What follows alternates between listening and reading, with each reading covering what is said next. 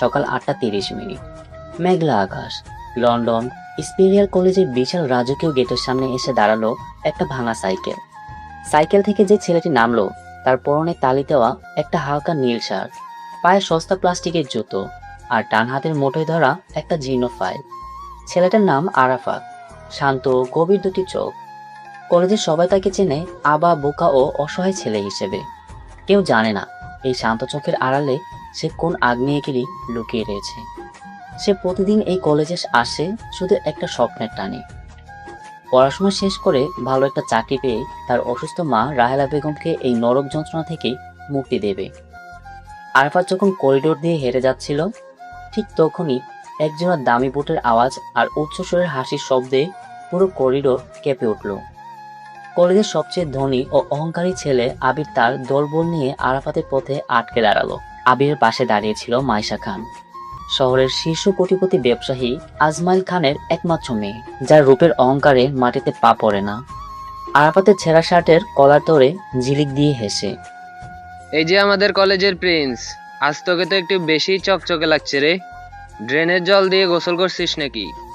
আরে আবির ভাই, ওর গায়ের বস্তির গন্ধ দেখছিস? এই নোংরাদের জন্য আমাদের কলেজের বাতাস দূষিত হয়ে যাচ্ছে। আরাফাত কোনো প্রতিবাদ করলো না। সে মাথা নিচু করে রইল, তার এক হাত পকেটে, যেখানে তার মায়ের কিডনি ডায়ালাইসিসের 3,000 টাকা একটা রসিদ গোড়া রয়েছে। টাকার জন্য বুক ফেটে যাচ্ছে, সেখানে এই অপমান তার কাছে নস্যি। আবির, লিভ হিম। এইসব সস্তা থার্ড ক্লাস ছেলেদের মুখ দেখলেও আমার দিনটা খারাপ যায়। এই শোন আবা ছেলে, কাল থেকে যদি তোকে আমার গাড়ির পার্কিং জোনের আশেপাশেও ঘুরঘুর করতে দেখেছি, তবে কলেজ থেকে লাথি মেরে বের করে দেবো। আরাফাত শুধু একবার চোখ তুলে মাইশার দিকে তাকালো। সেই চোখে রাগ ছিল না, ছিল এক অদ্ভুত শূন্যতা। সেই চাউনি দেখে মাইশার বুকের ভেতরটা কেমন যেন কেঁপে উঠল। দুপুরের বিরতি। কলেজের লাইব্রেরির পেছনে নির্জন করিডোরে আরাফাতকে একা পেয়ে আবার ঘিরে ধরলো আবিরে আর সাজিদ। এবার তারা শুধু কথাই ক্ষান্ত হলো না। কি রে আবা, সকালে মাইশা তোকে এত কথা বললো, তুই একটা উত্তরও দিলি না। বড্ড অহংকার বেড়েছে তোর না? সাজিদ আচমকা টান মেরে আরাফাতের হাতের ফাইলটা কেড়ে নিল। ফাইবার ফাইলের ভিতরে যেন নোট খাতা আর মায়ের প্রেসক্রিপশনগুলো ছুঁড়ে ফেলে দিল পাশের একটা নোংরা ড্রেনে। আরাফাত প্রথমবারের মতো নিচু গলায় অনুনয়ের সুরে বলল, দয়া করে ওটা ড্রেনে ফেলো না ভাই, ওতে আমার মায়ের ওষুধের কাগজ আছে, আমি হাত জোর করছি। হা হা হা, এই তো লাইনে এসেছিস, যা ড্রেন থেকে এগুলো কুড়িয়ে তুল। আরাফাত হাঁটু গেড়ে বসে পড়ল। ড্রেনের নোংরা জলের ভেতর থেকে সে এক এক করে মায়ের প্রেসক্রিপশনের কাগজগুলো তুলতে লাগলো। তার ফর্সা হাত দুটো ড্রেনের কাদায় মাখামাখি হয়ে গেল। দূর থেকে একটা পিলারের আড়াল দাঁড়িয়ে এই দৃশ্যটা দেখছিল মাইশা আর তার বান্ধবী তানহা। মাইশা, এটা কিন্তু বড্ড বেশি হয়ে যাচ্ছে। র্যাগিংয়ের একটা সীমা থাকে। ছেলেটা কোনো অন্যায় করেনি, তুই আবিরকে বারণ কর। মাইশা কোনো কথা বলল না। ড্রেনের কাদা থেকে কাগজ তুলতে থাকা আরাফাতের দিকে সে তাকিয়ে রইল। আচমকা সে দেখল কাদা মাখলেও আরাফাতের হাতের মুষ্টিটা এতটা শক্ত হয়ে উঠেছে যে তার হাতের রোগগুলো ফুলে উঠেছে। তার চোখ দুটো লাল হয়ে গেছে, জেনে এখনই এখান থেকে আগুন ছিটকে বের হবে। কিন্তু অদ্ভুতভাবে ছেলেটা নিজেকে নিয়ন্ত্রণ করলো, একটা শব্দ উচ্চারণ করলো না। মাইশা মনে মনে এক অদ্ভুত অপরাধবোধ ও করুণা অনুভব করে ফিসফিসিয়ে বলল, না তানহা, ছেলেটা বোকা নয়, ও কিছু একটা লুকোচ্ছে। ওর চোখে ভয় নেই, অন্য কিছু আছে। এরপর থেকে একটা অলিখিত নিয়ম তৈরি হয়ে গেল। আবির যখনই আরাফাতকে মারতে বা অপমান করতে যেত, মাইশা কোনো না কোনো বাহানায় আবিরকে টেনে নিয়ে যেত। তারা আর আরাফাতকে জার্গিক করত না। মাইশা দূর থেকে এক অদ্ভুত মায়া আর কৌতূহল নিয়ে এই আবা ছেলেটাকে লক্ষ্য করতে শুরু করলো। কলেজ ছুটির পর আরাফাত যখন তার ভাঙা সাইকেল নিয়ে শহরের শেষ প্রান্তে নূরপুর বস্তিতে পৌঁছালো, তখন চারিদিকে পরিবেশ থমথমে। একটা ভাঙা টিঙের চালের ঘরে ভাঙা চৌকিতে শুয়ে আছে তার মা রাহেলা বেগম। অনাহারে আর অসুখে তার শরীর কঙ্কালসার হয়ে গেছে। আরাফাত ঘরে ঢুকতেই রাহেলা বেগম তার জীর্ণ হাতটা বাড়িয়ে দিল। বাবা, এসেছিস? আজ কলেজে কেউ কিছু বলেনি তো তোকে? তোর ওই তেরো শট দেখলে আমার বুকটা ফেটে যায় রে। আরাফাত মায়ের মাথায় হাত বুলিয়ে মুখে এক টুকরো মিথ্যা হাসি টেনে, না মা, কলেজের সবাই আমাকে খুব ভালোবাসে। এই দেখো, তোমার সব ওষুধ নিয়ে এসেছি। আরাফাত ঘর থেকে বের হয়ে বস্তির রহিম চাচার দোকানে গেল। রহিম চাচা এক কাপ চা আর একটা পাউরুটি আরাফাতের দিকে বাড়িয়ে দিল। আরাফাতের দিনকাল ভালো ঠেকছে না। আজমাইল খানের গুন্ডারা নাকি এই বস্তি ভেঙে শপিং মল বানাবে। আজকে কয়েকজন নিয়ে হুমকি দিয়ে গেছে। জয়নাল ও তার মা ফাতেমা তো ভয়ে ঘর ছেড়ে পালাচ্ছে। আরাফাত চায়ের কাপে চুমুক দিয়ে শান্ত কণ্ঠে বলল, রহিম চাচা, এই মাটির নিচে আমাদের রক্ত মিশে আছে, কেউ চাইলে এটা কেড়ে নিতে পারবে না। শুধু আর কয়েকটা দিন, আমার মায়ের অপারেশনটা হয়ে গেলেই আমি সব হিসাব চুকিয়ে দিব। পরের দিন সকালবেলা কলেজে এ টাকার চিন্তায় যখন আরাফাতের বুকটা ফেটে যাচ্ছিল, ঠিক তখনই তার ভাঙা সাইকেলটা নিয়ে লন্ডন ইম্পেরিয়াল কলেজের বারান্দায় এসে পৌঁছালো।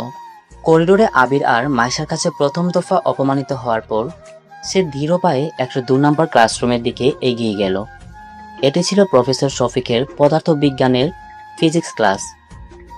আরাফাত ক্লাসরুমে ঢোকা মাত্রই পেছনের বেঞ্চ থেকে বখাটে সাজিদ আর তার দলবল জুড়ে হেসে উঠল। ওই দেখ, আমাদের ক্লাসের আইনস্টাইন এসেছে, কিন্তু গায়ে তো দেখছি এখনো গোবরের গন্ধ। হা, এই হাবা ছেলে, আজ খাতা এনেছিস তো, নাকি ড্রেন থেকে কুড়িয়ে আনবি? পুরো ক্লাস হাসিতে ফেটে পড়ল। প্রথম বেঞ্চে বসা মাইশা খান বিরক্তির চোখে একবার আরাফাতের দিকে তাকালো, কিন্তু কিছু বলল না। আরাফাত এইসব উপহাসে অভ্যস্ত। সে একদম পেছনের কোণের একটা ভাঙা বেঞ্চে গিয়ে বসল, যেখানে ফ্যানের বাতাসও পৌঁছায় না। সে আলতো করে পকেটে হাত দিল, যেখানে মায়ের 3000 টাকার প্রেসক্রিপশনটা এখনো তার আঙুল ছুঁয়ে আছে। ঠিক তখনই ক্লাসে ঢুকলেন প্রফেসর শফিক, অত্যন্ত কড়া এবং অহংকারী শিক্ষক, যিনি গরিব ছাত্রদের একদম সহ্য করতে পারেন না।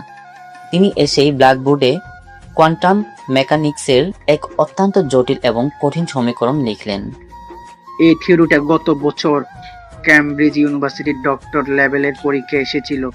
এই ক্লাসে এমন কেউ আছে এই সমীকরণটা সমাধান করতে পারবে? আবির, সাজিদ। আবির আর সাজিদ মাথা নিচু করে রইল। ক্লাসের টপাররাও একে অপরের মুখের দিকে তাকাতে লাগলো। কেউ হাত তোলার সাহস পেল না। প্রফেসর শফিক তখন ঘৃণার দৃষ্টিতে পেছনের বেঞ্চে বসা আরাফাতের দিকে তাকালেন। কিরে আবা, তুই তো বস্তিতে থাকিস, সেখানে তো আলোই থাকে না। তুই কি আলোর গতিবেগের সমীকরণ বুঝবি, নাকি ক্লাসে শুধু ঘামতে এসেছিস? দাঁড়াও। আরাফাত ধীর পায়ে নিজের সিট থেকে উঠে দাঁড়ালো। পুরো ক্লাস আবার ফিস করে হাসতে লাগলো। তো বলতো, এই থিওরির মূল ভূমিকাটা কোথায়? না পারলে আজই তোকে কলেজ থেকে টিসি দিয়ে বের করে দেব। আরাফাত এক সেকেন্ড চুপ করে রইল। তারপর সে ধীর পায়ে ব্ল্যাকবোর্ডের দিকে এগিয়ে গেল। চকটা হাতে নিয়ে সে বোর্ডের কিছু লিখতে শুরু করলো। প্রথম 2 লাইনেই প্রফেসর শফিকের মুখে হাসির গায়েব হয়ে গেল। আরাফাত শুধু সমীকরণটা সমাধানই করল না, বরং অত্যন্ত সহজ এবং ইউনিভার্সাল ভাষায় পুরো ক্লাসের সামনে তার বিশ্লেষণ দিতে শুরু করলো। স্যার, আইনস্টাইনের এই থিওরিতে এই নির্দিষ্ট পয়েন্টে আলোর গতির সাথে মহাকর্ষীয় তরঙ্গের যে সম্পর্ক দেখানো হয়েছে তা আসলে লিনিয়ার নয়। যদি আমরা একে নন লিনিয়ার হিসেবে ধরি, তবে সমীকরণটা একদম সহজ হয়ে যায়। তার কথা বলার ধরন, গভীর কণ্ঠস্বর আর আত্মবিশ্বাসী দেখেই পুরো ক্লাসমেট বখাটে ছেলেরাও হাঁ করে তাকিয়ে রইল। প্রফেসর শফিক অবিশ্বাস্য চোখে চশমাটা নাক থেকে নামিয়ে ফেললেন। তার কপাল বেয়ে ঘাম ঝরতে লাগলো। তুমি এটা কিভাবে জানলে? আচ্ছা, তাহলে বলো তো, ব্ল্যাক হোলের ভেতরে সিঙ্গুলারিটি কিভাবে কাজ করে? এটা আজ পর্যন্ত কোনো সায়েন্টিস্ট পুরোপুরি ব্যাখ্যা করতে পারেনি। আরাফাত চোখের টুকরোটা টেবিলে রেখে শান্ত গলায় বলল, স্যার, সিঙ্গুলারিটি হলো এমন এক জায়গা যেখানে এসে মানুষের তৈরি সমস্ত আইন এবং অহংকার শূন্য হয়ে যায়। যখন কোনো নক্ষত্র নিজের ভেতরেই ভেঙে পড়ে, তখন তার ভেতরের শক্তি এতটাই বেড়ে যায় যে বাইরে থেকে তাকে শান্ত মনে হলেও ভেতর সে এক আস্ত ধ্বংসযজ্ঞ লুকিয়ে রাখে। আরাফাতের এই কথায় গভীরতা শুধু ফিজিক্সের উত্তর ছিল না, এটা ছিল তার নিজের জীবনেরও এক প্রতিচ্ছবি। সে নিজে বাইরে থেকে শান্ত, কিন্তু ভিতরে এক তীব্র শক্তির জোর লুকিয়ে রেখেছে। পুরো ক্লাস তখন নিস্তব্ধ। প্রথম বেঞ্চে বসা মাইশা খান স্তব্ধ হয়ে আরাফাতের দিকে তাকিয়ে রইল।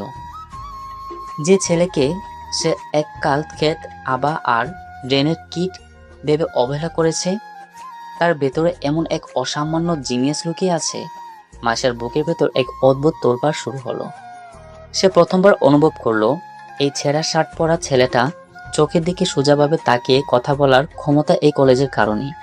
আরাফাত প্রফেসর শফিকের দিকে তাকিয়ে আলতো করে মাথা নিচু করে বলল, তারপর আবার দৃঢ়পায়ে পেছনের সেই অন্ধকার বেঞ্চে গিয়ে বসে পড়ল। তার মাথায় তখনও ফিজিক্স ঘুরছে না, ঘুরছে বিকালের মধ্যে মায়ের 3000 টাকার ওষুধের ব্যবস্থা কিভাবে হবে। মাঝরাত, পুরো নূরপুর বস্তি যখন গভীর ঘুমে আচ্ছন্ন, ঠিক তখনই ধমক দিয়ে থমকে দাঁড়ালো 10টি কালো পিকআপ ভ্যান।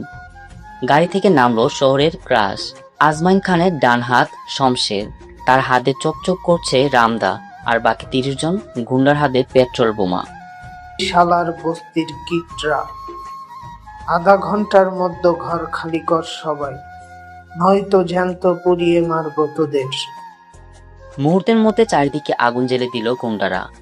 জয়নাল আর তার মা ফাতেমা ঘর থেকে বের হতেই শমশেরের গুন্ডারা তাদের উপর লাঠিচার্জ শুরু করলো।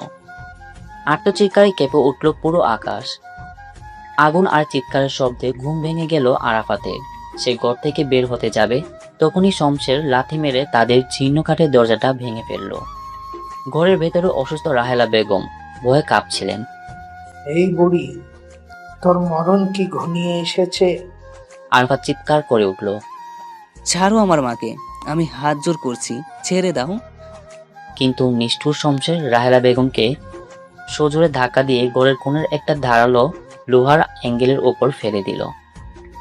লোহার লড়টা সরাসরি রাহেলা বেগমের পিঠ ছিঁড়ে ভেতরে ঢুকে গেল। মুখ দিয়ে ফিটকিন দিয়ে রক্ত ছিটকে বের হলো। মা, আরাফাত দেয়ালের দিকে ছিটকে পড়া মায়ের মাথাটা নিজের কোলে তুলে নিল। রাহেলা বেগমের শ্বাস তখন শেষ হয়ে আসছে। তিনি রক্তমাখা হাতটা আরাফাতের গালে রাখলেন। তার চোখে তখন আর কোনো ভয় নেই, এক অদ্ভুত তীব্র আলো। রাহেলা বেগম শেষ নিঃশ্বাস ত্যাগ করার আগে কাপা কাপা গলায় বলল, আরাফাত, কেঁদিস না বাবারে, কিন্তু নিয়ে তোকে অনেক কাঁদিয়েছে। এবার তোর বিটে দাঁড়ানোর পালা। তোর বাবা মরার আগে বলেছিল তুই কোনো সাধারণ 10 মিনিট, তুই রাজত্ব করার জন্য জন্মেছিস। এই দুনিয়ার সবচেয়ে শক্তিশালী মানুষ হবি তুই। আমাকে কথা দে বাবারে। মায়ের হাতটা নিথর হয়ে মাটিতে পড়ে গেল। চোখ দুটো খোলা রয়ে গেল। মায়ের শেষ নিঃশ্বাস ত্যাগের সাথে সাথে পুরো নূরপুর বস্তির আকাশে যেন এক প্রচন্ড বজ্রপাত হলো। আরাফাত মায়ের মৃতদেহটি আলতো করে মাটিতে শুইয়ে দিল। সে উঠে দাঁড়ালো। তার চেহারার সেই চিরচেনা শান্ত আভা ভাবটা 1 সেকেন্ডে উধাও হয়ে গেল। চোখ দুটো টকটকে লাল, পঞ্জরের ভেতর যেন জীবন্ত আগ্নেয়গিরির লাভা ফুটছে। সে ঘর থেকে বের হতেই শমশের আর তার 5 জন গুন্ডা তাকে ঘিরে ধরলো। কিরে আবা, মায়ের জন্য কাঁদছিস? এবার তোর পালা। শমশের রামদা উঁচে কূপ দিতেই আরাফাত শূন্যে লাফিয়ে উঠে তার হাতটা ধরে ফেলল। মট করে একটা হাড় ভাঙার শব্দ হলো। শমশের হাত থেকে রামদা কেড়ে নিয়ে আরাফাত 1 সেকেন্ডে বাকি 5 জন গুন্ডার বুক ছিঁড়ে দিল। শমশের মাটিতে পড়ে গিয়ে ভয়ে কাঁপতে কাঁপতে পেঁচাতে লাগলো। তুমি কে? তুমি তো সেই কলেজের আবা ছেলে নও? আরাফাত শমশেরের বুকের উপর পা দিয়ে পাথরের মতো শীতল কণ্ঠে বলল, জমদূত আজমাইন খানকে গিয়ে বলিস তার সাম্রাজ্য ধ্বংস করার কাউন্টডাউন শুরু হয়ে গেছে। এক কোপে শমশেরের অধ্যায় শেষ করে দিল আরাফাত। পরদিন সকালে পুরো শহরে তোলপাড়। আজমাইন খানের 30 জন গুন্ডা নূরপুর বস্তিতে লাশ হয়ে পড়ে আছে। Police commissioner captain Rana force নিয়ে এসেও লাশের নৃশংসতা দেখে ভয়ে স্তব্ধ। এদিকে কলেজের রাজিকো গেটের সামনে আজ এক অদ্ভুত নীরবতা। আবির, সাজিদ আর মাইশা খান তাদের দামি স্পোর্টস কার থেকে নামলো। আজমান খানের মেয়ে হিসেবে মাইশাও খুব অস্থির, কারণ তার বাবা সবচেয়ে বড় গুন্ডা শমশের কাল রাতে খুন হয়েছে। হঠাৎ কলেজের গেটে ভেঙে পড়ে ঢুকলো 3টি বুলেট প্রুফ কালো ল্যান্ড ক্রুজার। গাড়িগুলোর পেছনে কোনো নম্বর প্লেট নেই, শুধু একটা প্রতীক আঁকা, একটি জ্বলন্ত তরবারি। গাড়ি থেকে কালো স্যুটটায় পরা 10 জন বডিগার্ড নেমে 2 সারিতে দাঁড়ালো। তাদের প্রত্যেকের কোমরে আধুনিক অটোমেটিক সাবমেশিনের গান। গাড়ি থেকে নামলো রকস্টার সিটির কুখ্যাত আন্ডারওয়ার্ল্ড ডন কবির। তার এক ইশারায় পুরো দেশের ক্যাবিনেট মন্ত্রীরাও কাঁপে। কলেজের প্রিন্সিপাল ডক্টর রহমান আর প্রফেসর শফিক ভয়ে কাঁপতে কাঁপতে বারান্দায় এসে দাঁড়ালেন। আবির আর সাজিদ তো ভয়ে মায়েশার পেছনে গিয়ে লুকালো। মাইশা, ও তো রকস্টার সিটির কবির, আন্ডারওয়ার্ল্ডের গডফাদার। ও এখানে কেন? কবির কারো দিকে তাকালো না। সে সোজা হেঁটে কলেজের লাইব্রেরির পেছনের ড্রেনের দিকে গেল, যেখানে একদিন আরাফাতের খাতা ফেলে দেওয়া হয়েছিল। সেখানে একটা পাথরের দেবীর উপর একা বসে ছিল আরাফাত। তার পরনের শার্টে এখনো মায়ের শুকিয়ে যাওয়া রক্তের দাগ। কবির আরাফাতের থেকে 5 কদম দূরে গিয়ে থমকে দাঁড়ালো। তারপর পুরো কলেজের শত শত ছাত্রছাত্রী আর শিক্ষকের সামনে কোটি টাকার ডন কবির সোজা আরাফাতের সামনে হাঁটু গেড়ে বসে মাথা নিচু করে কবির ভারী গম্ভীর গলায় বলল, সুলতান, রকস্টার সিটির সম্রাট বিক্রম সিং কাল রাতে মারা গেছেন। মরার আগে তিনি ক্ষমতার আসল দলিল আর ব্ল্যাক ডায়মন্ডের চাবি আপনার নামে হুইল করে গেছেন। পুরো শহর এখন রুদ্র আর জাফরের অত্যাচারে জ্বলছে। খুনির হাজার হাজার বন্দী শ্রমিক আপনার পথ চেয়ে বসে আছে। আপনার সিংহাসন আপনাকে ডাকছে সুলতান। পুরো কলেজ প্রাঙ্গণে যেন পিনপতন নীরবতা। মাইশা খানের চোখ কপালে উঠে গেল। তার পা কাঁপতে শুরু করলো। যাকে সে প্রতিদিন বস্তির নোংরা কীট আবা বলে অপমান করেছে, সে আসলে পুরো দেশের সবচেয়ে ভয়ঙ্কর আর ক্ষমতাশীল অপরাধ সাম্রাজ্য রকস্টার সিটির বৈধ উত্তরাধিকারী। আরাফাত ধীরে ধীরে উঠে দাঁড়ালো। সে কবিরের দিকে তাকালো না, বরং তার চোখ গেল দূরে দাঁড়িয়ে থাকা মাইশা খানের উপর। আরাফাত ধীর পায়ে হেঁটে মাইশার সামনে গিয়ে দাঁড়ালো। তার চোখে সেই তীব্র তেজ দেখে মাইশার নিচে পড়ে যাওয়ার উপক্রম হলো। আরাফাত মাইশার কানের কাছে মুখ নিয়ে নিচু বজ্রকণ্ঠে বলল, মাইশা খান, তোমার বাবাকে বলো সে আমার মায়ের রক্ত ঝরিয়েছে। খুব জলদি আমি রকস্টার সিটি থেকে আসছি তোমার বাবার অহংকারের তাসটা আমার পায়ের নিচে পিষে ফেলার জন্য। তৈরি থেকো। আরাফাত ঘোড়ে ল্যান্ড ক্রুজারে গিয়ে বসলো। গাড়ি স্টার্ট হতেই কবির চিৎকার করে উঠল, রকস্টার সিটির সুলতান আরাফাত ভাইয়ের জিন্দাবাদ। বডিগার্ডরা শূন্য ফাঁকা গুলি ছুড়ে সেলুন জানালো। চোখের পলকে ধুলো উড়িয়ে গাড়িগুলো অদৃশ্য হয়ে গেল। গেটের সামনে মাইশা পাথর হয়ে দাঁড়িয়ে রইল। তার বুক দরফর করছে। এক অদ্ভুত মিশ্র অনুভূতি, ভয়, অনুশোচনা আর এক অজানা আকর্ষণ তার মনকে গ্রাস করতে লাগলো। রকস্টার সিটি কয়লা খনি আর অস্ত্রের এমন এক সাম্রাজ্য যেখানে সরকারের কোনো আইন চলে না। সেখানে চলে শুধু চাবুকের আওয়াজ আর বন্দি শ্রমিকের কান্না। প্রাসাদের বিশাল হলরুমে বসে আছে বিক্রম সিংহের সাইকোপ্যাথ ছেলে রুদ্র এবং তার ধূর্ত দেওয়ান জাফর। তাদের পাশে বসে আছে মাইশার বাবা আজমাইন খান। রুদ্র টেবিলের মদ ছুঁড়ে মেরে বলল, কে সেই আরাফাত? কবির কার কথা বলছে? বিক্রম সিংহের সিংহাসন শুধুই আমার। রুদ্র, ছেলেটা সাধারণ নয়। কাল রাতে সে একাই আমার 30 জন শুটারকে পিস পিস করে কেটে ফেলেছে। ও নাকি নূপুর বস্তির ছেলে। চিন্তার কিছু নেই আজমাইন সাহেব। আমাদের খুনিতে 1 লাখ বিন্দু শ্রমিক আছে। আর সাউথ গ্যাংয়ের লিডার ভৈরব আর আফগান বংশোদ্ভূত খুনি শের খান আমাদের সাথে আছে। ওই আরাফাত এখানে পা রাখলেই তাকে জ্যান্ত কয়লার চুলিতে পুড়িয়ে মারবো। তারা জানতো না আরাফাত কোনো রাজকীয় বেশে রকস্টার সিটিতে আসছে না। সে আসছে এক বিধ্বংসী ঝড়ের মতো, যা পুরো সিটিকে পুড়িয়ে ছারখার করে দেবে। রকস্টার সিটির আকাশ সবসময় কালো ধোঁয়ায় ঢাকা থাকে। এখানকার বাতাস ভারী হয়ে থাকে খনির কয়লার গুঁড়ো আর বন্দি শ্রমিকদের ঘামের গন্ধে। সিটির প্রধান ফটকে করা পাহাড় দিচ্ছে রুদ্র সশস্ত্র গুন্ডারা। প্রতিটি গাড়ি তল্লাশি করা হচ্ছে। জল্লাদ কালো হাতে চাবুক নাচাতে নাচাতে অন্য গুন্ডাদের বলছে, চোখ কান খোলা রাখ। রুদ্র ভাই আর জাফর সাহেব হুকুম দিয়েছেন আরাফাত নামের কোনো ছেলে যেন এই চিঠির সীমানায় ঢুকতে না পারে। দেখা মাত্রই গুলি। তারা যখন গেটের কড়া পাহারা দিচ্ছে, ঠিক তখনই সাউথ গেটে দিয়ে শ্রমিকদের একটি ভাঙা লরিতে করে ভেতরে ঢুকলো 50 জন নতুন দিনমজুর। তাদেরই একজনের পরনে ছিল যাওয়ার নোংরা লুঙ্গি, গায়ে কয়লা মাখা একটা চটের ফতোয়া আর মাথায় গামছা বাঁধা। মুখ ভর্তি কয়েকদিনের না কামানো দাড়ি আর চোখে মুখে কয়লার কালি। সে আর কেউ নয়, আরাফাত। কবির তাকে কোটি টাকার বুলেট প্রুফ গাড়ি আর এক বিশাল বাহিনী দিতে চেয়েছিল, কিন্তু আরাফাত তা প্রত্যাখ্যান করেছেন। সে জানে এই সাম্রাজ্যের মূল শক্তি কোনো অস্ত্র নয়। এই সাম্রাজ্যের মূল শক্তি হলো খনিজ স্রোত লাখো শ্রমিক। তাদের মুক্ত করতে হলে তাদেরই একজন হয়ে মিশে যেতে হবে। আরাফাতকে নিয়ে আসা হলো খনি নম্বর 4M। এটি রকস্টার সিটির সবচেয়ে বিপজ্জনক এবং অন্ধকার খনি। এখানকার ইনচার্জ হলো রুদ্রের সবচেয়ে বিশ্বস্ত এবং নিষ্ঠুর অনুচর শমশেরের ভাই জল্লাদ কালু। খনিতে কাজ করছে শত শত ক্ষুধার্ত কঙ্কালসার মানুষ। তাদের চাবুক মেরে খাটানো হচ্ছে। সেখানে শ্রমিকদের অধিকার নিয়ে কথা বলা একমাত্র সাহসী নেতা হলো আজাদ। হঠাৎ একটা দুর্ঘটনা ঘটল। কয়লার একটা বিশাল স্তূপ ধসে পড়ল এক বৃদ্ধা শ্রমিকের উপর। বৃদ্ধ ব্যথায় চিৎকার করে উঠলেন। আজাদ ছুটে গিয়ে বৃদ্ধাকে তোলার চেষ্টা করতে করতে চিৎকার করলো, কালো ভাই, খানের ভেতরে অক্সিজেন সিলিন্ডারগুলো নষ্ট। ডাক্তার ডাকুন, নয়তো এই বুড়ো মানুষটা মরে যাবে। জল্লাদ কালু হেসে উঠে চাবুক বের করলো। ডাক্তার, এখানে মরে গেলে সোজা কয়লার চুল্লিতে ফেলে দেওয়া হয়। কোনো ডাক্তারের দরকার নেই, কাজ কর শালা। কালু যখন আজাদের পিঠে চাবুকে সজোরে আঘাত করতে গেল, ঠিক তখনই এক জোড়া কয়লামাখা হাত শূন্য সেই চাবুকটা ধরে ফেলল। চারিদিকে শত শত শ্রমিকের হাতুড়ি আর কোদাল চালানোর শব্দ এক মুহূর্তে থমকে গেল। সবাই তাকিয়ে দেখলো সেই নতুন ছদ্মবেশী শ্রমিকের চাবুকটা শক্ত করে ধরে রেখেছে।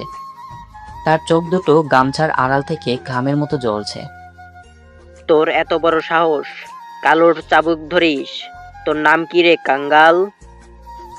আরাফাত কয়লামাখা মুখ তুলে চাবুকটা এক ঝটকায় কেড়ে নিয়ে শান্ত কিন্তু বজ্রকণ্ঠে বলল, নামে কি আসা যায় কালো ভাই?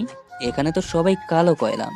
তবে আজ থেকে এই খনিতে চাবুক মারার নিয়ম বন্ধ। খতম কর এই শালাকে। কালোর ইশারায় 10 জন লাঠিয়াল গুন্ডা আরাফাতের দিকে ধেয়ে এলো। আজাদ চিৎকার করে উঠল, পালাও ভাই, ওরা তোমাকে মেরে ফেলবে। কিন্তু ছদ্মবেশী আরাফাত নড়ল না। প্রথম গুন্ডাটা লাঠি উঁচিয়ে আসতেই আরাফাত তার হাতটা ধরে এক মুচড়ে ভেঙে দিল। তারপর সেই ভারী লোহার লাঠিটা কেড়ে নিয়ে ক্ষণিকের অন্ধকারের মধ্যে শুরু করলো এক তাণ্ডব। চোখের পলকে 5 জন গুন্ডার পা আর বুকের পাঁজর গুঁড়ো হয়ে গেল। সে ক্ষণিক দেয়ালে ছিটকে পড়লো গুন্ডাদের রক্ত। কারণ নিজের কোমর থেকে পিস্তল বের করতে যাবে এমন সময় আরাফাত লাঠিটা ছুঁড়ে মারল। লাঠিটা সরাসরি কালোর ডান হাতে গিয়ে লাগলো এবং পিস্তলটা ছিটকে ড্রেনে পড়ে গেল। আরাফাত ধীর পায়ে কালোর সামনে গিয়ে দাঁড়ালো। আরাফাত কালোর কলার ধরে দূরের দেয়ালে চেপে ধরলো। তোর ভাই শমশের নূরপুর বস্তিতে আমার মায়ের রক্ত জড়িয়েছিল, তাকে আমি এক কোপে মেরেছি, কিন্তু তোকে আমি এখনই মারবো না। রুডু আর জাফরকে গিয়ে বলিস তোদের খনির নিচে ডিনামাইট পোতা হয়ে গেছে, যে কোনো সময় বিস্ফোরণ ঘটবে। আরাফাত কালোকে ছুঁড়ে ফেলে দিল কয়লার স্তূপের উপর। কালো প্রাণ ভয়ে কাঁপতে কাঁপতে বাকি গুন্ডাদের নিয়ে খনি থেকে পালিয়ে গেল। খনির ভেতরে তখন এক অদ্ভুত নীরবতা। আজাদ এবং বাকি হাজারো শ্রমিকের অবিশ্বাস্য চোখে তাকিয়ে আছে এই চটপড়া যুবকের দিকে। যে মানুষগুলো এতদিন ভয়ে মাথা নিচু করে চাবুকের আঘাত সহ্য করত, তাদের মেরুদণ্ড যেন এক মুহূর্তে সোজা হয়ে দাঁড়ালো। আজাদ আরাফাতের সামনে এসে হাঁটুপে গেড়ে বসে পড়ল, চোখে জল। কে আপনি ভাই? এই নরকে আমাদের বাঁচাতে ঈশ্বর আপনাকে পাঠিয়েছেন। আপনার আসল পরিচয় কি? আরাফাত মাথার গামছাটা খুলে ফেলল। খনির টিমটিমে আলোর নিচে তার চোখে সেই তীব্র রাজকীয় তেজ পুরো খনিকে আলোকিত করে তুলল। আমি আল্লাহর পাঠানো কেউ নই আজাদ, আমি তোমাদের মতোই একজন শোষিত মায়ের ছেলে। আমার নাম আরাফাত। আমি এখানে শুধু কালোকে মারতে আসিনি, এই পুরো রকস্টার সিটির কালো সাম্রাজ্য ধ্বংস করে এর সিংহাসনে তোমাদের অধিকার প্রতিষ্ঠা করতে এসেছি। হাজার হাজার শ্রমিকের একযোগে চিৎকার করে উঠল, আরাফাত ভাই জিন্দাবাদ। খনির ভিতরে এক নতুন বিপ্লবের জন্ম হলো। ঠিক সেই মুহূর্তে খনির এক অন্ধকার কোণ থেকে হাততালি দেওয়ার শব্দ শোনা গেল। অন্ধকার চিরে সামনে এগিয়ে এলো এক রহস্যময়ী নারী মায়া, যার পরনে কালো চামড়ার জ্যাকেট, চোখে কৃষ্ণাঙ্গ চশমা। সে এই সিটির আন্ডারওয়ার্ল্ডের সবচেয়ে বড় ইনফর্মার, তথ্য পাচারকারী। মায়া মুচকে এসে আরাফাতের দিকে তাকিয়ে, চমৎকার, সত্যিই চমৎকার।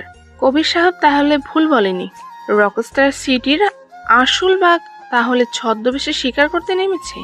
আরাফাত বুড়ো কুচকে জিজ্ঞেস করলো, তুমি কে? আমি মায়া। এই সিটির দেওয়ালে দেওয়ালে কি কথা হয় সব খবর আমার কাছে থাকে। সুলতান আরাফাত, আপনার জন্য একটা জরুরি খবর আছে। আজমাইন খান তার মাইশাকে এই সিটিতে নিয়ে এসেছে।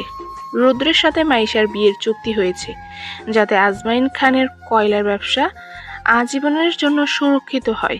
কিন্তু মাইশা কাঁদছে, সে কার যেন নাম ধরে কাঁদছে। মাইশার নাম শুনতেই আরাফাতের হাতের মুষ্টি আবার শক্ত হয়ে গেল। এদিকে সিটির মূল প্রাসাদে তুলপার জল্লাদ কালো রক্তমাখা শরীরে রুদ্র আর জাফরের সামনে গিয়ে আছড়ে পড়ল। রুদ্র ভাই, সর্বনাশ হয়ে গেছে। খনি নম্বর 4-এ এক নতুন শ্রমিক এসেছে। সে একাই আমাদের সবাইকে শেষ করে দিয়েছে। ও নিজেকে আরাফাত বলে দাবি করছে। কি আমার সিটিতে ঢুকে আমার লক্ষ্যে মারে? আজমাইন সাহেব, আপনার হবু জামাইয়ের ক্ষমতা এখনো আপনি দেখেননি। জাফর, ডাকো ওকে। প্রাসাদে বিশাল দরজা খুলে গেল। ভেতরে ঢুকলো এক বিশাল দেহী ভয়ঙ্কর চেহারার মানুষ। তার কাঁধে ঝুলছে একটি খাঁটি আফগান তলোয়ার, চোখে নিষ্ঠুরতার ছাপ। সে হলো আন্ডারওয়ার্ল্ডের সবচেয়ে দামি এবং পেশাদার খুনি শের খান। শের খান, ওই ছদ্মবেশী আরাফাতকে খনের ভেতরে জ্যান্ত পুঁতে দিয়ে আসো। তার মাথাটা কেটে রুদ্র ভাইয়ের পায়ের নিচে এনে ফেলো।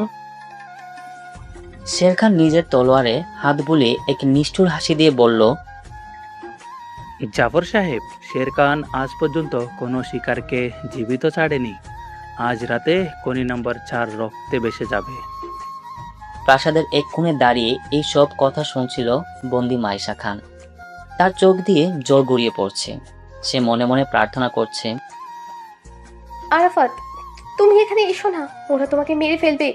আমি তোমাকে অনেক কষ্ট দিয়েছি, কিন্তু আমি চাই না আমার জন্য তোমার কোনো ক্ষতি হোক। খনি নম্বর 4-এর ভেতরে এখন শ্মশানের নীরবতা। মশাল আর টিমটিমে লাইটের আলোয় চারদিকটা কেমন যেন ভৌতিক লাগছে। শের খান তার 30 জন ভারী অস্ত্রধারী পেশাদার আফগান শুটার নিয়ে খনির ভেতরে ঢুকলো। তাদের প্রত্যেকের বুটের আওয়াজে খনির দেওয়ালগুলো কাঁপছে। শের খান তার ভারী তলোয়ারটি কয়লার মাঠের উপর টেনে টেনে এক ভয়ঙ্কর কর্কশ আওয়াজ তৈরি করলো। আরাফাত, আমি জানি তুই এখন খনিতেই লুকিয়ে আছিস। সামনে আয়। শের খানের সামনে কাপুরুষের মতো লুকিয়ে থেকে লাভ নেই। কিন্তু চারদিক থেকে কোনো উত্তর এলো না। শুধু খনির ছাদ থেকে টুপটাপ করে জল পড়ার শব্দ আসছিল। আজাদ আর বাকি হাজার শ্রমিক কয়লার স্তূপের পেছনে বসে নিঃশ্বাস বন্ধ করে লুকিয়ে আছে। তারা নিজেরাও জানে না আরাফাত ঠিক কোথায় হারিয়ে গেল। সে যেন এক মুহূর্তে বাতাসের সাথে মিশে গেছে। শের খান তার শুটারদের ইশারায় দিয়ে, সবাই আলাদা হয়ে যাও। প্রতিটা কয়লার স্তূপ, প্রতিটা সুড়ঙ্গ তল্লাশি করো। যেখানেই কালো কাপড়ের টুকরো দেখবে, গুলি চালাবে। শুটাররা 3-4 জন ছোট ছোট দলে ভাগ হয়ে খনির বিভিন্ন অন্ধকারের সুড়ঙ্গে ঢুকে গেল। আর এটাই ছিল তাদের জীবনের সবচেয়ে বড় ভুল। একটি অন্ধকার সুড়ঙ্গে 3 জন শুটার যখন টর্চ জেলে এগোচ্ছিল, হঠাৎ তাদের মাথার উপরে রেলিং থেকে একটা কালো ছায়া নিঃশব্দ নেমে এলো। কোনো চিৎকার করার সুযোগই পেল না প্রথম শুটারটি। আরাফাত এক ঝটকায় তার ঘাড় মটকে দিল। বাকি 2 জন ঘুরে গুলি চালাতে যাবে, তার আগেই অন্ধকারের মধ্যে থেকে 2টি কয়লা কাটার ধারালো কোড়াল এসে তাদের বুকে ছিঁড়ে দিল। একটি শব্দও খনির বাইরে গেল না। কিছুক্ষণ পর অন্য একটি সুড়ঙ্গ থেকে বিকট চিৎকারের শব্দ পাওয়া গেল। শের খান দলবল নিয়ে সেখানে ছুটে গিয়ে দেখলো তার আরো 4 জন শুটার লোহার চেনের ফিলিং এর সাথে ঝুলছেন। তাদের বুকের কয়লা দিয়ে লেখা রকস্টার সিটির জমদূত। শের খান রাগে ও এক অজানা ভয়ে কাঁপতে কাঁপতে চিৎকার করলো, সামনে আয়, তুই মানুষ না ভূত। হঠাৎ খনির প্রধান বিদ্যুৎ সংযোগে বিচ্ছিন্ন হয়ে গেল। চারিদিকে গুটগুটি অন্ধকার। শুটাররা ভয়ে এলোপাথারি গুলি চালাতে লাগলো। সেই গুলির আলোয় প্রতি সেকেন্ডের একটা করে কালো ছায়া দেখা যাচ্ছিল। আর তারপর মুহূর্তেই একজন করে শুটার মাটিতে লুটিয়ে পড়ছিল। আরাফাতকে কেউ ছুঁতেও পারছে না, কারণ সে এই অন্ধকার খনির প্রতিটি কোণে নিজের হাতের তালুর মতো টেনে। সে যেন এই অন্ধকারকেই একটা অংশ। মাত্র 10 মিনিটের মধ্যেই শের খানের 30 জন শুটার নিতর দেহ লাশ হয়ে খনির মেঝেতে পড়ে রইল। এবার খনির এক কোণে একটা মশাল জ্বলে উঠল। আগুনের সেই আলো আধারিতে দেখা গেল একটা বিশাল কয়লার স্তূপের উপর শান্তভাবে বসে আছে আরাফাত। তার গায়ে সেই নোংরা চোটের ফতুয়া, কিন্তু তার চোখ দুটো বাঘের চেয়েও হিংস্র দেখাচ্ছে। আরাফাত মশালটা হাতে নিয়ে ধীর পায়ে নিচে নেমে এলো। শের খান, তুই আফগানিস্তান থেকে এসেছিস শুধু টাকার জন্য, আর আমি এখানে লড়ছি আমার মায়ের রক্তের বদলা নিতে। এই লাখো মানুষের স্বাধীনতার জন্য তোর তলোয়ার কি আমার মায়ের আশীর্বাদের চেয়েও শক্তিশালী? শের খান গর্জন করে তার বিশাল তলোয়ার নিয়ে আরাফাতের দিকে ঝাঁপিয়ে পড়ল। আরাফাত কোনো অস্ত্র ছাড়াই শুধু হাত দিয়ে শের খানের প্রথম আঘাতটি এড়িয়ে গেল। শের খান দ্বিতীয়বারের কোপ দিতে আরাফাত শুনে লাফিয়ে উঠে শের খানের কবজিতে এক ভয়ঙ্কর লাথি মারল। তলোয়ারটি ছিটকে অনেক দূরে গিয়ে পড়ল।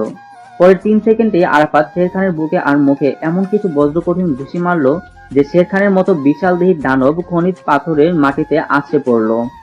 তার মুখ দিয়ে রক্তের বন্যা বয়ে গেল। আরাফাত শের খানের বুকের উপর পা দিয়ে তার নিজের তলোয়ারটাই তার গলার কাছে ধরল। আমাকে আমাকে মেরে ফেলো।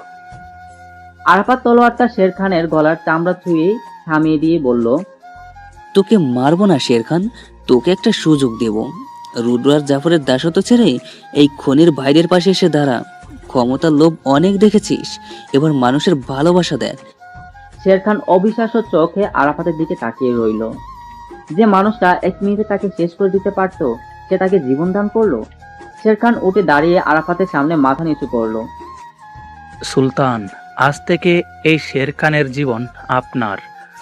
রুদ্রর ধ্বংসের দিন ঘনিয়ে এসেছে। এদিকে প্রাসাদের সকাল হয়ে গেছে। রুদ্র এবং জাফর অধীর আগ্রহে অপেক্ষা করছে শের খানের ফেরার জন্য। আজমান খানও সেখানে উপস্থিত। হঠাৎ প্রাসাদের প্রধান ফটক খুলে গেল, কিন্তু শের খান একা ফিরে আসেনি। তার পেছনে 4 জন শ্রমিক একটি বিশাল কাঠের বাক্স বয়ে নিয়ে এলো। বাক্সের উপর লাল রক্ত দিয়ে লেখা, রুদ্রর জন্য উপহার।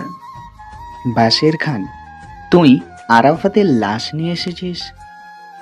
বাক্সটা খুলতেই রুদ্র তার জাফরের মুখের রং নীল হয়ে গেল। আজমান খান ভয়ে 3 কদম পিছিয়ে গেল। বাক্সের ভেতরে আরাফাতের লাশ নেই, বরং শের খানের 30 জন শুটারের কাটা হাত আর বন্দুকগুলো সাজিয়ে রাখা হয়েছে। আর তার উপরে রাখা আছে একটা ভাঙা প্লাস্টিকের জুতো, যে জুতোটা পরে আরাফাত কলেজে যেত। শের খান, এর মানে কি? আরাফাত কোথায়? শের খান পাথরের মতো শক্ত গলায় রুদ্রের দিকে তাকিয়ে বলল, আরাফাত কোনো মানুষ নয় জাফর সাহেব, ও একটা অদৃশ্য ঝড়। ও এই সিটির ভেতরেই আছে, অথচ তাকে কেউ খুঁজে পাবে না। সে কারোর সামনে আসবে না, কিন্তু প্রতি মুহূর্তে আপনাদের সিংহাসনের পায়া একটা একটা করে কেটে ফেলবে। রুদ্র পাগলের মতো চিৎকার করে শের খানকে গুলি করতে গেল। তুই বিশ্বাসঘাতক, তোকে আমি। কিন্তু শের খান এক মুহূর্তে প্রাসাদের জানালা দিয়ে লাফিয়ে নিচে দাঁড়িয়ে থাকা শ্রমিকদের ভিড়ে মিশে গেল। রুদ্র গুন্ডারা তাড়া করতে গিয়ে দেখলো বাইরে হাজার হাজার শ্রমিক লাঠি আর কোদাল নিয়ে দাঁড়িয়ে আছে। তাদের চোখে আর কোনো ভয় নেই। রুদ্র বুঝতে পারলো তার নিজের সাম্রাজ্যই এখন তার জন্য একটা ফাঁদ হয়ে গেছে। প্রাসাদের দোতলার একটি সুরক্ষিত ঘরে মাইশাকে বন্দি করে রাখা হয়েছে। জানালার বাইরে তাকালেই দেখা যায় পুরো সিটির থমথমে পরিবেশ। মাইশা কাঁদছিল। এমন সময় ঘরের দরজার সামনে এক নতুন প্রহরী এসে দাঁড়ালো।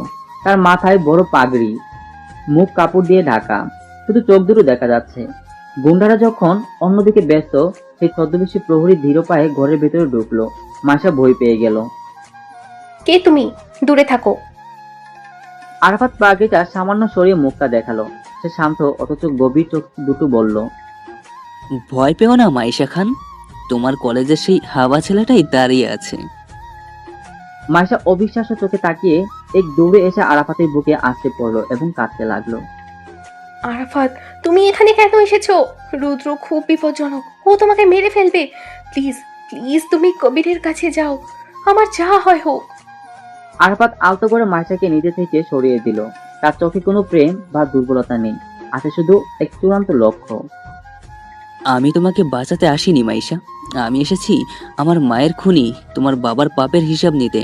তবে হ্যাঁ, তুমি আমার কলেজে একটা উপকার করেছিলে, আবিরের হাত থেকে আমাকে 2-1 বার বাঁচিয়েছিলে। আরাফাত কারো ঋণ রাখে না, রুদ্রর সাথে তোমার বিয়ে হবে না, এটা এই সুলতানের ওয়াদা। আরাফাত আবার মুখটা ডেকে ঘর থেকে বেরিয়ে গেল। সে রুদ্রের চোখের সামনে তার নিজের প্রাসাদের ভেতরেই ছদ্মবেশে ঘুরে বেড়াচ্ছে, অথচ পুরো সিটির সমস্ত গোয়েন্দা হন্য হয়ে তাকে বাইরে খুঁজছে।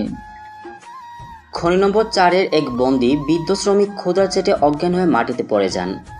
জল্লাদ কালোর এক গুন্ডা সেই বৃদ্ধার বুকে লাথি মেরে বলল, উঠে কাজ কর বুড়ো, নাটক করিস না।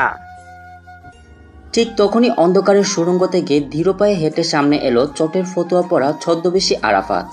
তার এক হাতে একটি বিশাল লোহার হাতুড়ি, যা খনির কয়লা ভাঙার কাজে ব্যবহার করা হয়। সে কোনো কথা না বলে গুন্ডাটির সামনে গিয়ে দাঁড়ালো। কি রে কাঙ্গাল, কুত্তার জন্য বড্ড মায়া হচ্ছে, যা কাজে যা। আরাফাত এক সেকেন্ডও সময় নষ্ট করলো না। সে তার হাতের বিশাল হাতুড়িটা দিয়ে সেই গুন্ডার বুকে এক প্রচণ্ড আঘাত করলো। হাড় গুঁড়ো হওয়ার বিকট শব্দে পুরো খনি কেঁপে উঠল। গুন্ডাটি ছিটকে গিয়ে পড়ল খনির মূল ইলেকট্রিক প্যানেলের ওপর। শর্ট সার্কিট হয়ে পুরো খনির বিদ্যুৎ চলে গেল। অন্ধকারের মধ্যে শুধু দেখা যাচ্ছিল খনির ভেতরে জ্বলে থাকা চুল্লির লাল আগুন। কালোর বাকি 20 জন সশস্ত্র গুন্ডা ভয়ার্ত গলায় চিৎকার করতে লাগলো। কে রে তুই, সামনে আয়। আরাফাত তার হাতুড়িটা কয়লার মাটির ওপর টেনে টেনে হাতড়ে শুরু করলো। লোহার সাথে পাথরের ঘর্ষণের চারদিকে আগুনের ফুলকি ছিটতে বের হতে লাগলো। সেই আগুনের আলোয় শ্রমিকরা দেখতে পেল এক নতুন রাজাকে। আরাফাত একাই 20 জন গুন্ডাকে সেই হাতুড়ি দিয়ে পিষে ফেলল। শেষ গুন্ডাটাকে মারার পর আরাফাত হাতুড়িটা কাঁধে তুলে নিয়ে খনির সব বন্দি শ্রমিকদের উদ্দেশ্যে চিৎকার করে বলল, যদি তোদের পেটে ক্ষুধা থাকে তবে চাবুকের মার সহ্য করিস না। এই হাতুড়িটা আজ থেকে তোদের দাসতের চেন ভাঙার হাতিয়ার, রুখে দাঁড়া। যার হাজার শ্রমিক একযোগে তাদের হাতুড়ি আর কোদাল মাটির উপর ঠুকে গর্জন করে উঠল। খনির পাশে এক অন্ধ মা আর তার ছোট্ট শিশু এক টুকরো শুকনো রুটির জন্য রুদ্রর গুন্ডাদের পায়ে ধরে কাঁদছিল। রুদ্রর এক বডিগার্ড সেই রুটিটা বুট জুতো দিয়ে মাটির কাদায় পিষে দিয়ে বলল, রকস্টার সিটিতে বাঁচতে হলে কাজ করতে হবে, ভিক্ষা নয়। ভিড়ের মধ্যে ছদ্মবেশে দাঁড়িয়ে এই দৃশ্য দেখছিল আরাফাত। তার চোখের সামনে ভেসে উঠল তার নিজের মা রাহেলা বেগমের চেহারা, যিনি আনাহারে মারা গেছেন। আরাফাত ভিড় ঠেলে সোজা সেই বডিগার্ডদের সামনে গিয়ে দাঁড়ালো। বডিগার্ড কিছু বুঝে ওঠার আগেই আরাফাত তার চুল ধরে মাটির কাদার মধ্যে মুখটা চেপে ধরল। তুই একটা মাকে অপমান করেছিস, এই মাটি থেকে রুটি তুলে তোকে খেতে হবে। আরাফাত সেই কাদামাখা রুটিটা তুলে বডিগার্ডের মুখে জোর করে গুজে দিল, যতক্ষণ না সে শ্বাসরোধ হয়ে মাটিতে লুটিয়ে পড়ে। আশেপাশের গুন্ডারা তখন তলোয়ার বের করলো। শের খান আর আজাদ তাদের দলবল নিয়ে আরাফাতের সামনে এসে ডাল হয়ে দাঁড়ালো। আরাফাত সেই অন্ধ মা আর শিশুটিকে নিজের হাতে তুলে নিল। রুদ্রর প্রাসাদের দিকে আঙুল উঁচিয়ে সে পুরো সিটির মানুষের সামনে ঘোষণা করলো, আজ থেকে এই সিটিতে কোনো মা ক্ষুধার্ত থাকবে না। রুদ্রর গোডাউনে যত খাবার আছে সবই শ্রমিকদের। যদি কেউ বাধা দিতে আসে তার হাত আমি শরীর থেকে আলাদা করে দিব। সেদিন প্রথমবার রকস্টার সিটির হাজার হাজার ক্ষুধার্ত মানুষ পেট ভরে খাবার পেয়েছিল আর মনে মনে আরাফাতকে তাদের ভগবান বলে মেনে নিয়েছিল। রুদ্র আর আজমাইন খান চাল চালল। তার আন্ডারওয়ার্ল্ডের ক্ষমতা ব্যবহার করে দুর্নীতিবাজ পুলিশ কমিশনার ক্যাপ্টেন রানাকে নির্দেশ দিল আরাফাতের বিশ্বস্ত বন্ধু কবিরকে গ্রেফতার করতে, যাতে আরাফাতকে ফাঁদে ফেলা যায়। কবিরকে শহরের কেন্দ্রস্থলের সবচেয়ে বড় পুলিশ স্টেশনে বন্দি করে টর্চার করা হচ্ছিল। দুপুর 2টা হঠাৎ পুলিশ স্টেশনের বাইরে এক বিশাল থমথমে নীরবতা নেমে এলো। স্টেশনের সদর দরজা ভেঙে ভেতরে ঢুকে পড়ল একটি বিশাল মিলিটারি ট্রাক। ট্রাকের ওপার তিরপল সরানো হতেই দেখা গেল একটি দানবীয় ডিলার এক্স ভারী মেশিন গান, আর সেই ঘাঁটির পেছনে দাঁড়িয়ে আছে আরাফাত। তার চোখে সানগ্লাস, মুখে সিগারেট, তার গায়ে সেই রক্তমাখার রাজকীয় কাট। ক্যাপ্টেন রানা আর তার 100 জন সশস্ত্র পুলিশ অফিসার জানালার আড়াল থেকে বন্দুক তাক করলো। আরাফাত, তুমি চারদিক থেকে ঘেরাও হয়ে গেছো, সারেন্ডার করো। আরাফাত মুচকি হেসে সিগারেটের ধোঁয়া উড়িয়ে বলল, ক্যাপ্টেন রানা, আমি এখানে স্যালেন্ডার করতে আসিনি, আমি এসেছি আমার ভাইকে নিয়ে যেতে। আর হ্যাঁ, একটা কথা মনে রাখবেন, গ্যাংস্টাররা দলবল নিয়ে আসে কিন্তু সুলতান একাই আসে। আরাফাত মেশিন গানের ট্রিগার চেপে ধরল। ধুম ধুম ধুম সেকেন্ডে শত শত বুলেট ছিটকে বের হতে লাগলো। মাত্র 3 মিনিটে পুরো পুলিশ স্টেশনের দেওয়াল, গাড়ি, ছাদ এবং আসবাবপত্র ঝাঁঝরা হয়ে মাটির সাথে মিশে গেল। পুলিশ অফিসাররা প্রাণ ভয়ে টেবিলের নিচে লুকিয়ে কাঁপতে লাগলো। আরাফাত ফায়ার থামিয়ে ধীর পায়ে স্টেশনের ভেতর ঢুকলো। সে সোজা ক্যাপ্টেন রানার টেবিলের সামনে গিয়ে বসলো। ভয়ে রানার হাত থেকে রিভলভারটা পড়ে গেল। আরাফাত টেবিলের ওপর একটা জ্বলন্ত ডিনামাইট রেখে কবিরের হাত করা চাবি ছাড়াই এক টানে ভেঙে ফেলল। আরাফাত ক্যাপ্টেন রানার কলার ধরে বলল, আজমাইন খান আর রুদ্রকে গিয়ে বলবেন আইন বলানোর দিন শেষ। এখন থেকে রকস্টার সিটির একমাত্র আইন আরাফাত। আরাফাত কবিরকে নিয়ে ধুলো উড়িয়ে বেরিয়ে গেল, আর তার পেছনে পুরো পুলিশ স্টেশনটি আগুনের ধাউ ধাউ করে জ্বলতে লাগলো। রকস্টার সিটি সেন্ট্রাল প্লেস আজ পুরো প্রাসাদ আলোয় ঝলমল করছে, কিন্তু ভেতরের পরিবেশ শ্মশানের চেয়েও ভয়ঙ্কর। রুদ্র আর ধূর্ত জাফর মিলে জোর করে মাইশাকে বিয়ের মণ্ডপে বসিয়েছে। পাশে দাঁড়িয়ে আছেন মাইশার বাবা আজমাইন খান। তিনি ভালো করেই জানেন বাইরে লাখো শ্রমিকের প্রাসাদ ঘিরে ফেলেছে, তাই আজমাইন খান বয়ে কাঁপছে। রুদ্র, আমার মনে হচ্ছে আমরা বড় ভুল করছি। ওই ছেলেটা কিন্তু সাধারণ মানুষ নয়। ও কাল পুরো পুলিশ স্টেশন উড়িয়ে দিয়েছে।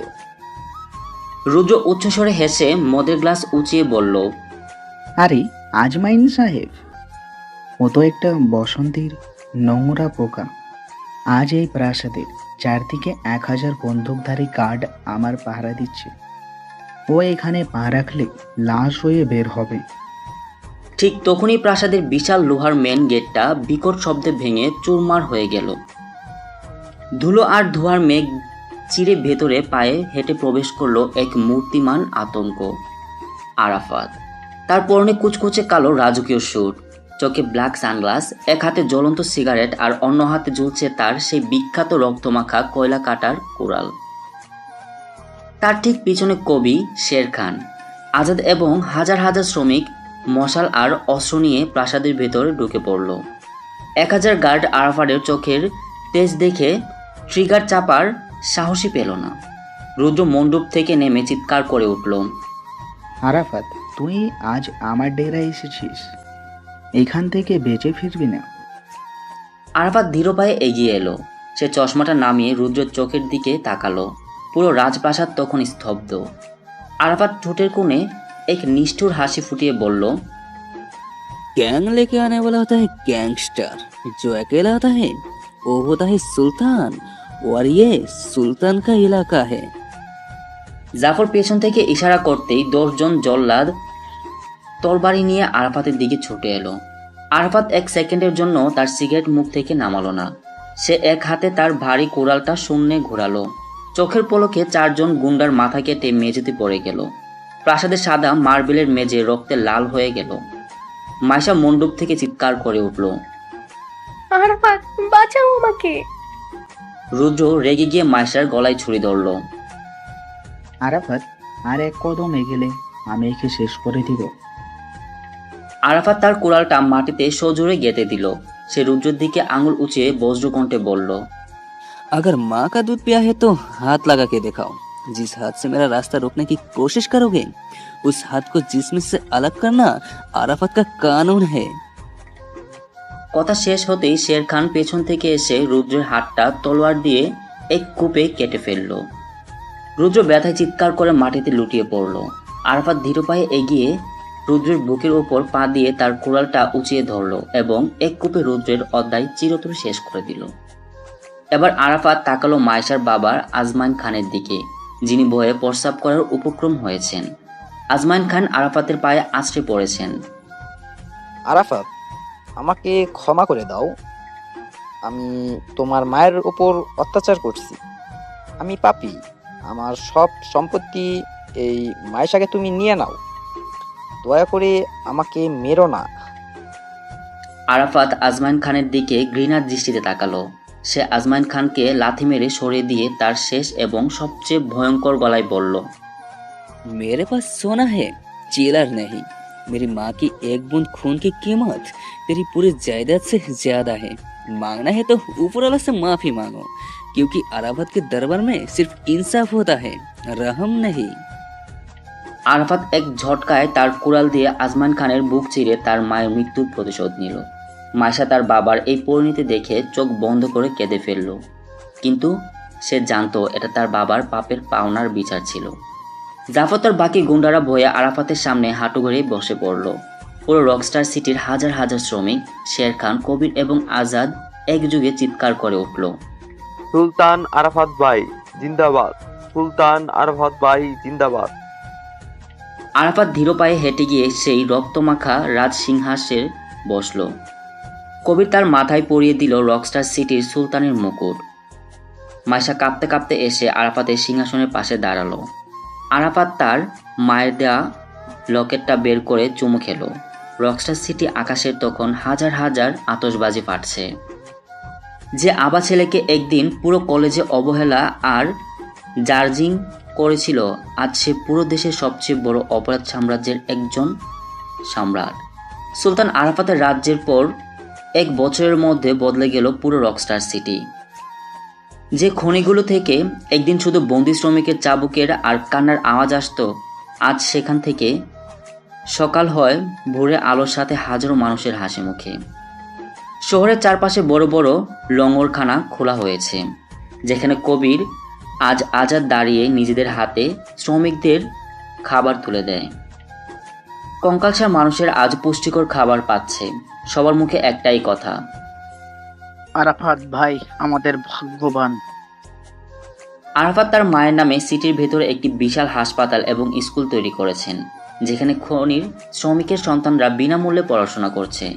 যে ছেলেটি নিজের ছেঁড়া শার্ট আর প্লাস্টিকের জুতো পরে অবহেলার শিকার হয়েছিল, সে আজ হাজারো শিশুর মুখে হাসি ফুটিয়েছে। কয়লার কালো সাম্রাজ্য আজ সুশানের এক নতুন সোনার শহরে পরিণত হয়েছে।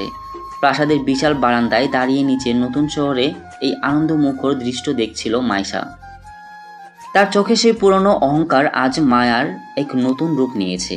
বাবার মৃত্যুর পর সে প্রথম আরাফাতকে এক দাজ্জালের ঢন ভেবে বই পেত, কিন্তু এই 1 বছরে সে আরাফাতকে খুব কাছে থেকে দেখেছে। সে দেখেছে যে মানুষটা শত্রুর সামনে যমদূত, সে আবার একটা ক্ষুধার্ত শিশুর সামনে কত নরম ও দয়ালু। আরাফাত ধীর পায়ে বারান্দায় এসে দাঁড়ালো। তার চোখে এখনো সেই চিরচেনা গভীরতা, কিন্তু এখন আর সেই শূন্যতা নেই।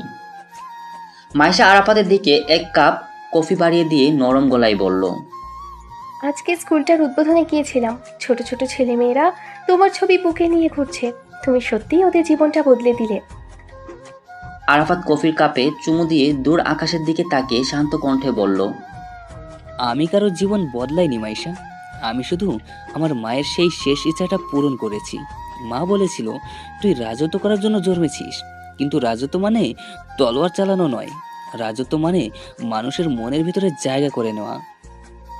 মাইশা পলকহীন চোখে আরাফাতের দিকে তাকিয়ে রইল। তার মন আজ সম্পূর্ণভাবে এই মানুষটার প্রেমে মগ্ন। সে আলতো করে আরাফাতের হাতটা ছুঁল। আরাফাত, একদিন আমি তোমাকে আবা বলে অনেক অপমান করেছি, কিন্তু আজ বলছি, তোমার এই বিশাল হৃদয়ের সামনে আমার বাবার কোটি টাকার অহংকার কিছুই ছিল না। আমি তোমাকে সত্যিই খুব ভালোবেসে ফেলেছি। আরাফাত মাইশার দিকে তাকালো। তার ঠোঁটের কোণে এক চিলতে মিষ্টি হাসি ফুটে উঠল। সে মাইশার হাতটা শক্ত করে ধরে তার চিরচেনা সেই কণ্ঠে বলল, नफरत करने वालों की दुनिया बहुत छोटी होता है मायशा, लेकिन जिसने एक बार सुल्तान का दिल जीत लिया पूरी दुनिया उसके कदमों में होती है। প্রাসাদের কনফারেন্স রুমে এক জরুরি বৈঠক বসলো। টেবিলের চারপাশে বসে আছে কবির, শেরখান এবং আজাদ। আরাফাত এসে মূল চেয়ারটায় বসলো। বস, আমাদের সিটির সাধারণ মানুষ এখন খুব খুশিতে আছে। ব্ল্যাক ডায়মন্ডের সৎ ব্যবসার কারণে আমাদের রেভিনিউ দ্বিগুণ হয়েছে। কিন্তু একটা খারাপ খবর আছে। সুলতান পার্শ্ববর্তী সাউথ গ্যাংয়ের লিডার ভৈরব আর আন্তর্জাতিক অস্ত্র মাফিয়া ইমরান একজোট হয়েছে। ওরা আমাদের এই নতুন শান্তি সহ করতে পারছে না। ওরা বর্ডারে আমাদের লরিগুলো আটকে দিচ্ছে আর আমাদের কিছু শ্রমিককে হুমকি দিচ্ছে। আরাফাত তার চেয়ার থেকে ধীরে ধীরে উঠে দাঁড়ালো। সে তার টেবিলের উপর রাখা সেই ভারী কোড়ালটার উপর হাত রাখলো। পুরো রুমের পরিবেশ আবার 1 সেকেন্ডে জমে বরফ হয়ে গেল। আরাফাত চোখ দুটো ছোট করে গম্ভীর কণ্ঠে তাকিয়ে বলল, কবির, আমাদের শহরের মানুষ যদি শান্তিতে 2 বেলা ভাত খেতে পারে, তবে সেই ভাতের থালায় হাত দেওয়ার সাহস যেন এই দুনিয়ায় কারো না হয়। শেরখান, তলোয়ার ধারালো করো। সে রুমের জানালার কাঁচ ভেদ করে বাইরের শহরের দিকে তাকালো, যেখানে হাজার হাজার মানুষ শান্তিতে ঘুমাচ্ছে। আরাফাত আবার তার आइकॉनिक डॉन लुके फिरे गए बोल लो, भैरव और इमरान को बोल दो आराफत ने सिर्फ हाथुड़ी छोड़ा है, चालाना नहीं भूला। अगर मेरा एक भी भाई का खून बहा तो उनके पूरे खानदान का जनाजा रॉकस्टार सिटी से होगा। কবির শের খান এবং আজাদ একযোগে চিৎকার করে উঠল, সুলতান আরাফাত ভাই জিন্দাবাদ। রকস্টার সিটির নতুন ভোরের সূর্য তখন আরো উজ্জ্বল হয়ে উঠেছে, আর সিংহাসনে বসে তার সাম্রাজ্য এবং ভালোবাসার দুটোকেই রক্ষা করার জন্য পুরোপুরি প্রস্তুত সুলতান আরাফাত। অন্যদিকে রকস্টার সিটি এমন উন্নয়ন ও কাজ দেখে এবং আরাফাতের মাফিয়ার রাজত্ব দেখে দেশের রাষ্ট্রপতি প্রধানমন্ত্রী রকস্টার সিটি ম্যাপ দেখে এবং তারা এসব বন্ধ করার চিন্তা করে রকস্টার সিটিকে দেশের অংশ হিসেবে কাজ করাতে চায়। রাজধানীর উচ্চ সুরক্ষিত প্রধানমন্ত্রীর কার্যালয়, চারিদিক পিনপতন নীরবতা, বিশাল কনফারেন্স টেবিলের উপর বিছানায় রয়েছে দেশের অফিসিয়াল মানচিত্র, কিন্তু সেই মানচিত্রের ঠিক মাঝখানে, যেখানে একসময় শুধু কয়লা খনি আর অপরাধ জঙ্গল ছিল, সেখানে এখন লাল রঙের মার্ক করা রকস্টার সিটি। টেবিলের এক পাশে চিন্তিত মুখে বসে আছেন দেশের প্রধানমন্ত্রী, অন্য পাশে গম্ভীর মস্তিষ্কে স্বরাষ্ট্রমন্ত্রী এবং সামনে ফাইল হাতে দাঁড়িয়ে আছে গোয়েন্দা প্রধান ইন্সপেক্টর আশরাফ। প্রধানমন্ত্রী মানচিত্রের লাল অংশের উপর হাত রেখে, ইন্সপেক্টর আশরাফ, এর মানে কি? দেশের ভিতরে একটা আলাদা দেশের জন্ম হয়ে গেছে আর আমাদের ইন্টেলিজেন্স ঘুমাচ্ছিল? স্যার, ছেলেটার নাম আরাফাত। ও কোনো সাধারণ মাফিয়া ডন নয়। এক সময় ও সেরা শার্ট পরে এই শহরে এক কলেজে পড়তো, কিন্তু আজ ও রকস্টার সিটির এক স্বচ্ছ সুলতান। ও পুরো সিটির চেহারা বদলে দিয়েছে। সেখানকার 1 লাখ শোষিত শ্রমিক আজ দিনে 2 বেলা পেট ভরে খাচ্ছে। ওদের নিঃসব আইন, নিঃসব সেনাবাহিনী আর নিঃসব কারেন্সি চলছে সেখানে। ইম্পসিবল। দেশের প্রধানমন্ত্রী বা রাষ্ট্রপতির চেয়ে একটা বস্তির ছেলের ক্ষমতা বেশি হতে পারে না। ও যদি মাফিয়া রাজত্ব চালায়, তবে আমাদের সেনা পাঠিয়ে ওই সিটি ঘুরিয়ে দেওয়া হোক। ভুল করবেন না স্যার। আপনি যদি সেখানে একটা গুলি চালান, তবে ওই খানির 1 কোটি শ্রমিক দেশের সরকারের বিরুদ্ধে যুদ্ধ ঘোষণা করবে। ওরা আরাফাতকে ডন ভাবে না, ভগবান ভাবে। তাছাড়া আন্তর্জাতিক অপরাধ জগতের বড় বড় ডন শের খান আর কবির এখন আরাফাতের ডান বামে দাঁড়িয়ে পাহারা দিচ্ছে।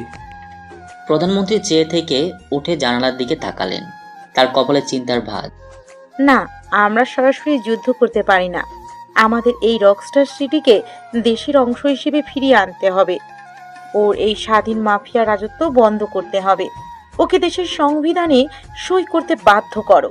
স্বরাষ্ট্রমন্ত্রী আরাফাতকে ক্যাবিনেট মিটিংয়ে আসার জন্য অফিসিয়াল নোটিশ পাঠান। আমি নিজে ওর সাথে কথা বলবো। পরদিন সকালে সরকারের বিশেষ দূত এক বুলেট প্রুফ গাড়ি নিয়ে রকস্টার সিটির মূল প্রাসাদে এসে পৌঁছালো।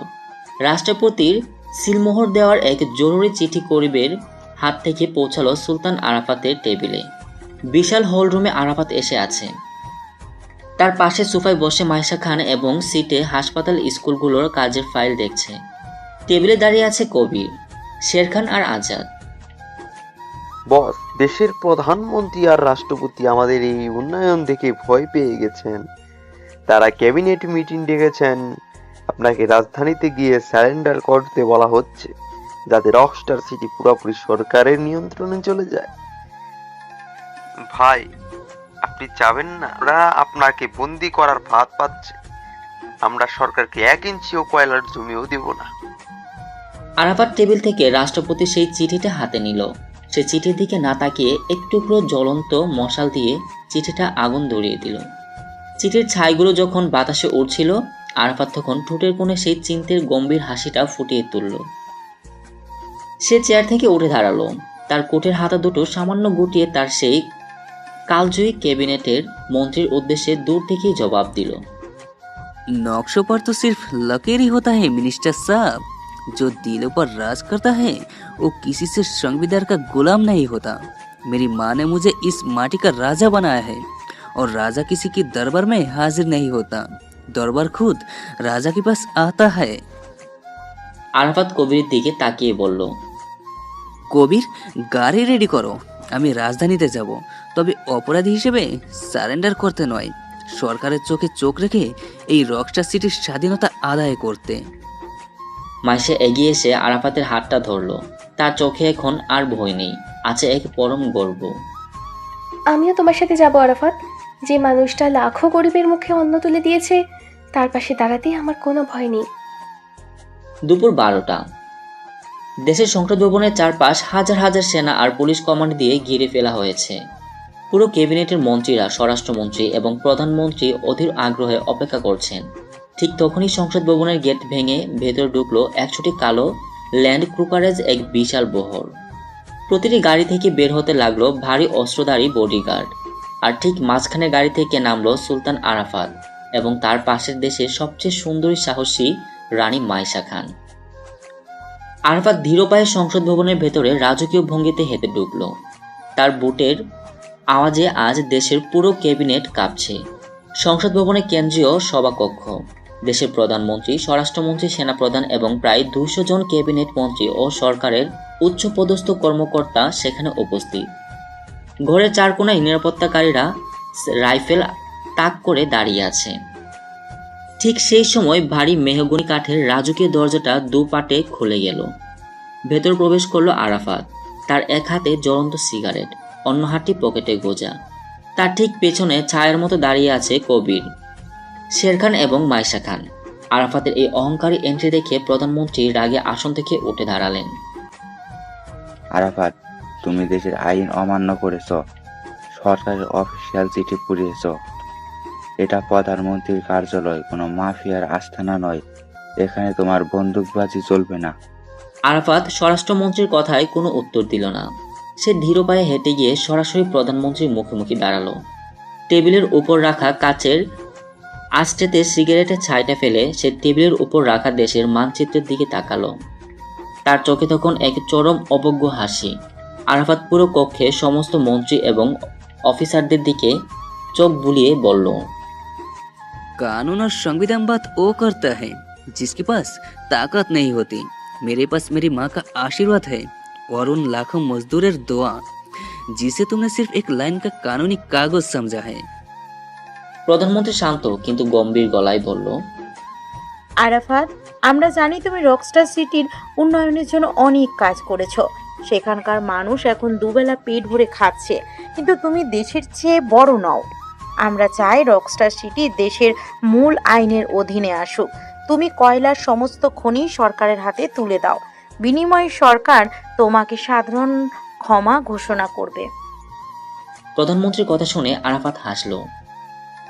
সে টেবিলের উপর রাখা প্রধানমন্ত্রী ও রাষ্ট্রপতির সিলমোহর দেওয়ার ফাইলের উপর তার কোরালটা সজোরে গেঁথে দিল। সেই শব্দের তীব্রতায় পুরো সভাকক্ষের প্রধানমন্ত্রীরা চমকে উঠলেন। নিরাপত্তা